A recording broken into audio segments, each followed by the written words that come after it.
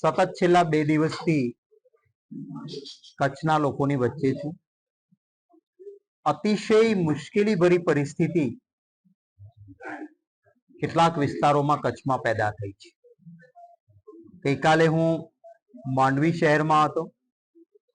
આઝાદ ચોકથી લઈને માંડવી શહેરની મુખ્ય બજાર જેને કહેવાય ત્યાં 10-10 ફૂટ પાણી હતા. કમનસીબી એ વાતની છે કે ત્યાં લોકોએ આવીને કહ્યું કે અમારું વેપારી એસોસિએશન 100 જણા અમે મ્યુનિસિપાલિટીમાં જઈને કહીને આવ્યા હતા કે જે પાણી અમારી બજારનું નીકળે છે એ પેટ્રોલ પંપ એચપી નો છે, ત્યાંથી જે નાળું છે આ નાળામાં પુરાણ થઈ ગયું છે, આને સાફ કરો, મોટું કરવાની જરૂર છે, કરો, નહીતર મુશ્કેલી થશે. આ ન થયું ને પરિણામે નાના નાના વેપારીઓને ન કલ્પી શકાય તેવું નુકસાન. માંડવીના અન્ય વિસ્તારોમાં પણ આજે પણ વરસાદ બંધ રહ્યાના 3 દિવસ પછી પણ પાણી ભરાયેલા છે. પાણી જે કુદરતી રીતે જવાનો રસ્તો હોય એમાં સફાઈ નથી, ગેરકાયદેસરના દબાણો, અને મ્યુનિસિપાલિટીમાં વરસાદી પાણીના નિકાલ માટે લાખો રૂપિયા ઉધેરાઈ જાય કાગળ ઉપર, પણ કામ નથી થતું. એના કારણે મુશ્કેલી છે. ખેડૂતોની વચ્ચે ગયો હું. મેં મારા ટ્વિટર પર ખેતરના ફોટા મૂક્યા છે.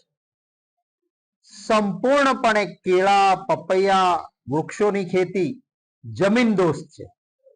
એમાંથી કશું જ મળે નહીં. ઉલટાનું ખેડૂતને એ ઝાડવું બહાર કાઢવા માટે વધારાનો ખર્ચ કરવો પડશે. સર્વેના નામ પર ખેડૂતોના કપાસથી લઈને તલથી લઈને એરંડાથી લઈને પાકો પાણી ભરાઈ રહેવાના કારણે સંપૂર્ણ નિષ્ફળ ગયા છે. ત્યારે કહે છે 2 હેક્ટરમાં જ સહાય આપીશું. અરે કોઈની 15 હેક્ટર 20 હેક્ટર જમીન બરબાદ થઈ અને મર્યાદા 2 હેક્ટરની શેના માટે?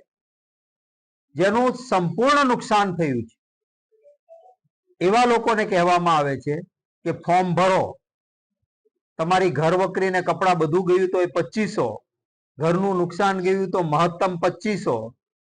હવે આજના જમાનામાં 2500 રૂપિયામાં જેનું સર્વસ્વ નાશ થયું છે એનું શું ભલું થવાનું? જે વિસ્તારોમાં પશુ ધન બરબાદ થયું છે, મૃત્યુ થયા છે, એને કોઈ રાહત નહીં.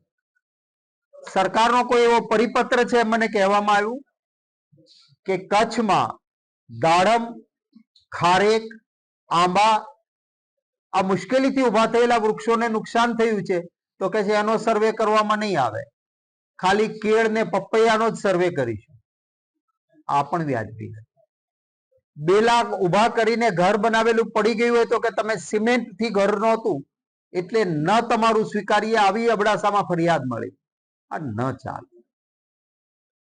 કેટલાક વિસ્તારોમાં કોઠારામાં જઈને જોયું, માત્ર એમની માંગણી હતી, અગાઉ એમને ખાતરી પણ અપાઈ હતી, એ કામ થઈ ગયું હોત તો આજે ન તકલીફ પડી હોત.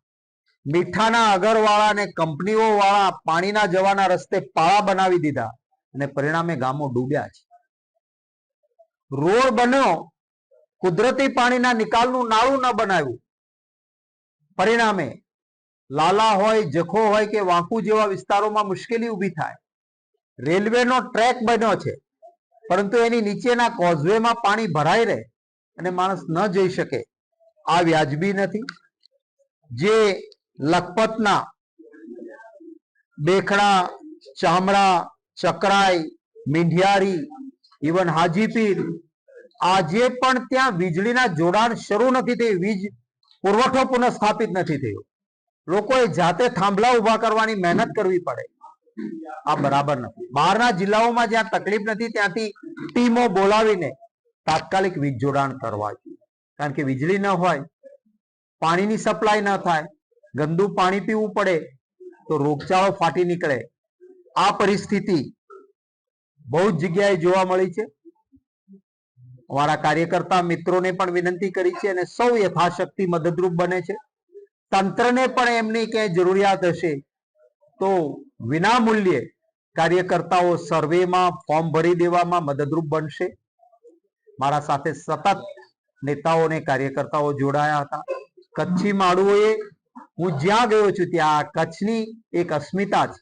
આટલી મુશ્કેલી વચ્ચે પણ જ્યાં ગયો છું ત્યાં પ્રેમથી સ્વાગત કરીને આવકાર આપ્યો છે. એ માટે કચ્છના આ વિશાળ દિલના લોકોનો પણ ખૂબ હૃદયપૂર્વક આભાર. મારી મુખ્ય માંગણી એ છે કે માનવતાના ધોરણે ઉદાર હાથે સહાય કરવી પડે. તમે 2500 રૂપિયા અથવા તો માત્ર 2 હેક્ટર આ લોકોની મજાક છે. જે નિયમસર અગર એવરેજ વરસાદથી 40% ઓછો થાય તો દુષ્કાળ, એવરેજ વરસાદથી 40%થી વધારે વરસાદ થાય તો લીલો દુષ્કાળ જાહેર કરીને મદદ કરવી જોઈએ. કચ્છના મોટા ભાગના વિસ્તારો, સૌરાષ્ટ્રના, મધ્ય ગુજરાતના, દક્ષિણ ગુજરાતના જિલ્લાઓમાં 40% નહીં 100% કરતા વધારે વરસાદ પડ્યો છે. ત્યાં લીલો દુષ્કાળ જાહેર કરીને પૂરેપૂરી સહાય ખેડૂતોને અને લોકોને આપવામાં આવે, આ મારી માંગણી છે.